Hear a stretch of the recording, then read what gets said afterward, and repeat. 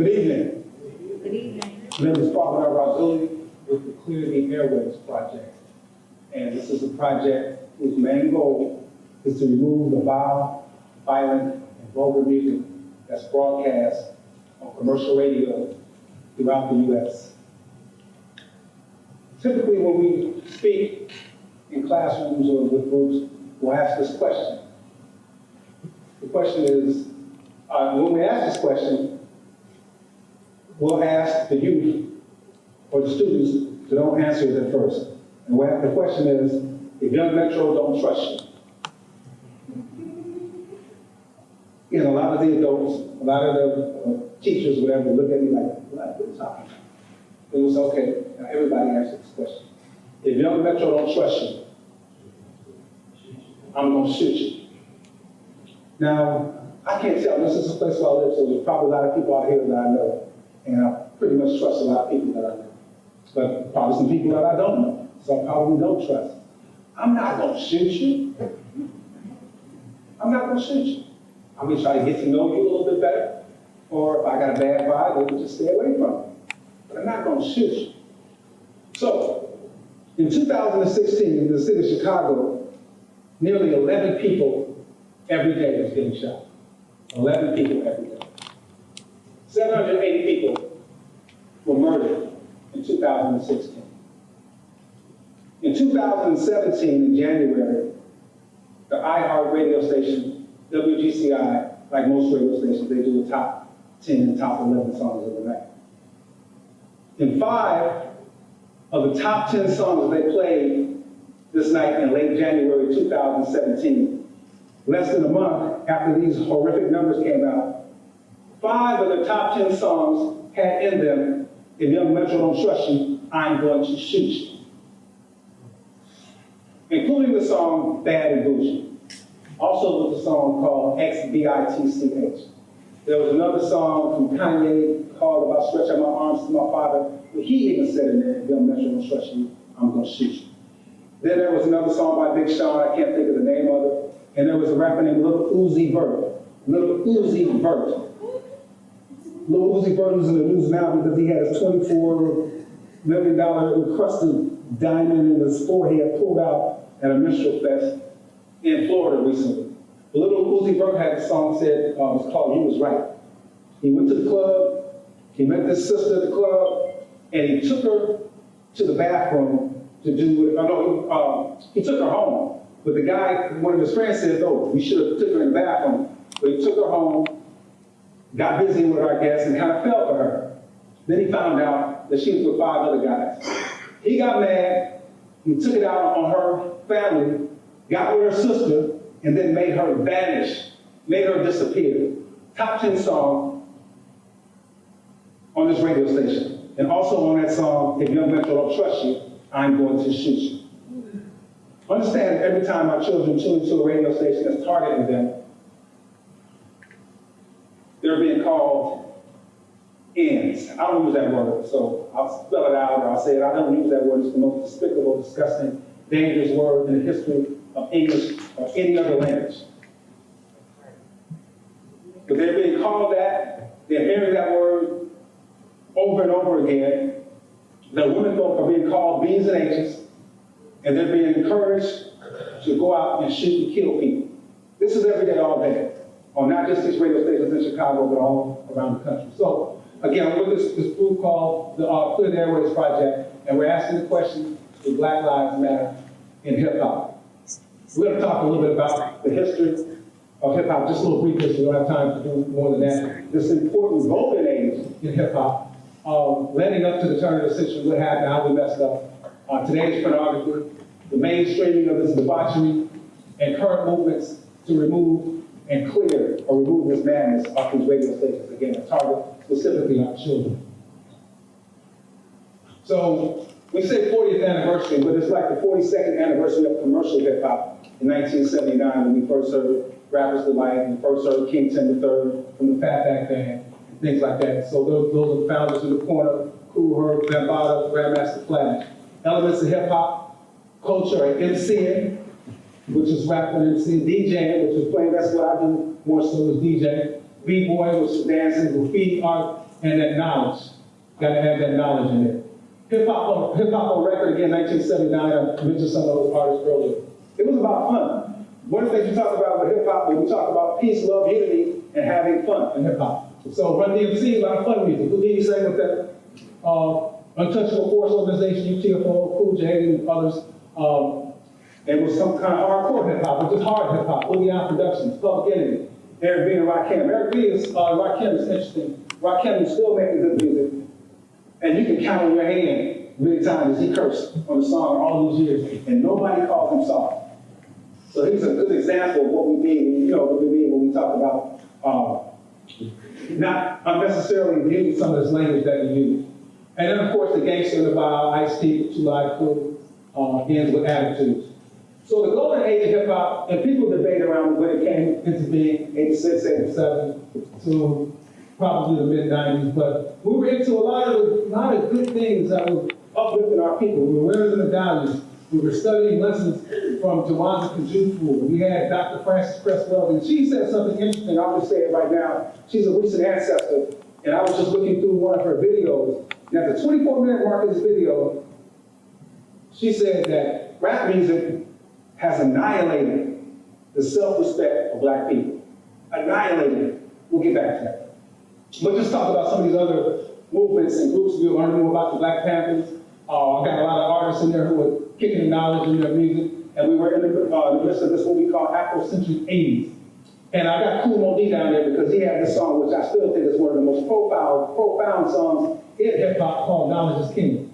He said, you party and dance and you don't ever glance at a book or look for your mind to advance. You're caught in a rut, you're chasing butt, you're trying to get $1. Or he said, evil feeds off the source of apathy. You're weak in the mind, and of course you have to be less than a man, no more like a thing. Knowledge ain't nothing. Knowledge is king. And then later on, same beat, Snoop Dogg and somebody else using it to do gin and juice. And that got out of play. So leading up to the new millennium, there was supposed to be this secret meeting, which is sort of like what we hear about the Willie Lynch letter. To separate the young from the old, the light skin from the dark skin, and so forth, the women from the men. But there was so maybe not, but we saw the results. But there was a secret meeting that they said they had. This golden age of hip hop, no, we can't have that. It's too much information and knowledge and uplifting of the people. We have to get control of this music. So this was part of the secret meeting. And I got a couple things in here about these songs. Busta Rhymes had this song called, it was really funky. It was like, I can't think the name of it now, but it was a really funky, big hit. You play it right now in the club, people will party to it. Then the second song was Put Your Hands Where My Eyes Can See. And nearly every line of that song, he was dropping an N-bomb. Nearly every line of that song. And I think that led to the end of the golden age of hip hop. I credit that song and the remix of the Fred Mack song, Flavor in Your Ear, when they did that remix to it. I was like, oh, this is just ridiculous. So even though the golden age was pretty much over, still, plenty of artists were still kicking knowledge and making good music. Black Star, we got Dead Prez, our homeboy Common, of course the Fugees with Lauryn Hill. And then we look at in 1996, which, by the way, is only a couple of days away from the 25th anniversary of when Tupac Amaru Shakur was murdered. The 25th anniversary of that, already a quarter of a century. And we're going to be about a quarter of a century from when Biggie was also murdered March of next year. But we messed up. We stopped respecting ourselves in the music. The rise of 50 Cent, Jay-Z, Lil Wayne, I call them, give them those nicknames. And we started ignoring the ignorance, and it got out of control. We see Snoop over here with two sisters on leashes. Right. We should have put a stop to it way before then, but they're on leashes. There's a good history of struggle to clean it up. My brother Delvin Coates right here, Enough is Enough program that he had, and this is from DC. He also worked in New York with Dick Gregory and others. And they actually stopped BET from doing a lot of the negative stuff that they were doing at that time. So they were doing good work on that end. C. Dolores Tucker, she was given a bad name to a lot of people in hip hop, but I said if we listened to C. Dolores Tucker back in the day, we wouldn't be at this point right now. So I was always with C. Dolores Tucker and what she was dealing with in terms of the vulgarity and this ratchetness in this music that we're going to talk about in a second. Also, Calvin Glutz was a preacher out of New York who did a lot of good work, but this is not him. This is Conrad Tillage, Minister Conrad Muhammad at that time. He had the Movement for Change, which was really a good program that they were doing some really, really good work around 1998, 99, 97, really good work. And he had a meeting he was going to have with some record executives, but Russell Simmons came in and told people, no, don't meet with him, meet with me. And so he sabotaged my brother, and then they didn't do anything with this HipHop Summit Action Group. So let's deal with some of these lyrics in some of this music, this Gunplay and Murder. This was a song that was out last year. I'll put your face in the news. I'll put that PU on the shirt after I murk you, and murk you means to murder you. Then I'll make you go shoot up the hearse, or shoot up your funeral by paying them $20,000 in drug money. That was significant. Then the radio station, of course, would say, put the guns down after they played this song. I brought this piece of paper up here with me. This is, of course, this is the news, right? The newspaper. And on this newspaper is a picture of a young man. Actually, it's not a young man. It's a picture of a toddler on a shirt. A toddler that was killed last weekend in Chicago. Makai Moultrie, sitting in his home, getting his hair braided, shot 2 times in the head. He struggled for 2 days, and he passed away. So, put him in the news and put him on a shirt, our children. This is what's been happening with our children lately. Also, this past weekend, in Charlotte, North Carolina, there was a 3-year-old, and you may have seen this, sitting in his house, him and his sister both get shot. He dies. There's a video out there of 3 guys getting out of a car and spraying the house with bullets, 150 rounds, probably in a matter of 10, 15 seconds. And the 3-year-old died. East St. Louis, a 3-year-old girl, also last Labor Day weekend, in the house sleeping, shot, killed. A friend of mine, I was telling her about a 4-year-old who was shot in the arm twice. She survived. I was telling her about this child that got shot. And she said she's been hearing a whole lot more about all these children who are getting shot. And she asked me why. And I simply answered, it's the music. It's the lyrics in this music that's doing it. That's programming our children. Pornography. And by the way, I got to tell you this. This song is called Life is Good with those lyrics in it. That song was nominated for a Grammy. Oh my God. Nominated for an NAACP Image Award. Oh no. Pornography. I can F your B, but you can't F mine. I won't even say the next line, but that's a song that we're playing on the radio. And our one of our recent presidents had it as one of his favorite songs in 2019. Misogyny. A couple of these songs are old, but they still, when we say they're a little old, we gotta understand, they're targeting our children with this madness. And so when our children hear this when they're 4 and 5, 9 and 10, 10, 11, 11, 12, 5 years later, they're 16, 17, 18. Their concept of women, their concept of respect for themselves and their people is dealt with by this music. This music is culture. And as we all know, culture is everything. Culture deals with the way we prepare for our unborn, to how we bury our dead and everything in between. And music is such a very important part of one's culture. And they know that. We have to do this and do something about it. And again, so this misogyny in the music is crazy. So this last piece, I can pass that, be like stop it.